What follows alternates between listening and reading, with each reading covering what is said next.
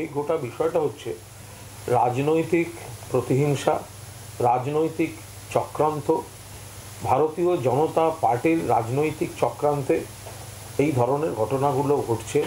তারা রাজনৈতিক ফায়দা লোটার জন্য সিবিআই, ইডি, এনআইএ এই কেন্দ্রীয় সরকারের ক্ষমতাগুলোকে, এজেন্সিগুলোকে অপব্যবহার করছে।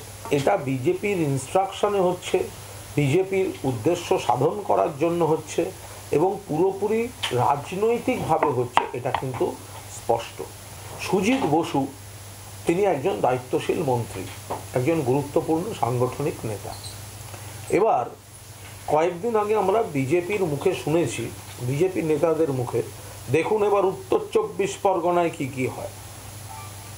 এখন সুজিত বোসকে যেহেতু দমদম এবং বসিরহাটের সাংগঠনিক দায়িত্ব দেওয়া হয়েছে, তাই বিজেপি সুজিত বোসকে টার্গেট করছে। তাহলে দমদম এবং বসিরহাট সুজিত বোস ব্যস্ত থাকবেন এই সব হ্যারাসমেন্ট নিয়ে, তাকে কালিমা লিপ্ত করা যাবে। আগেই হওয়া উচিত ছিল, অনেক দেরি করে হচ্ছে বলে আমার মনে হচ্ছে। সুজিতবাবুর তো সেই বিখ্যাত বিষয় আমি তো বলেছিলাম যে এটা নিয়ে স্টাডি হওয়া উচিত। ইনকাম ট্যাক্সও একবার গেছিল সম্ভবত, যে ওখানকার স্থানীয় মানুষেরা বলেন যে সুজিতবাবু একসময় রাস্তার ধারে ঠেলা লাগিয়ে এগরোল বিক্রি করতেন। সেই সুজিত বসু এত কোটি টাকার সম্পত্তির মালিক হলেন, কিভাবে হলেন, এই সমস্ত বিষয়ে তো তদন্ত হওয়াই উচিত অবশ্যই। এবং নিয়োগ দুর্নীতিতে অবশ্যই নাম জড়িয়েছে ওনার পরিবারের, যতদূর আমার কাছে ইনফরমেশন আছে, ওনার শালি এবং তাদের পরিবারের লোকজনকে উনি বিভিন্ন মিউনিসিপ্যালিটিতে চাকরিতে ঢুকিয়েছেন। তো তাদের তো জবাব দিতে হবে, জনগণকে জবাব।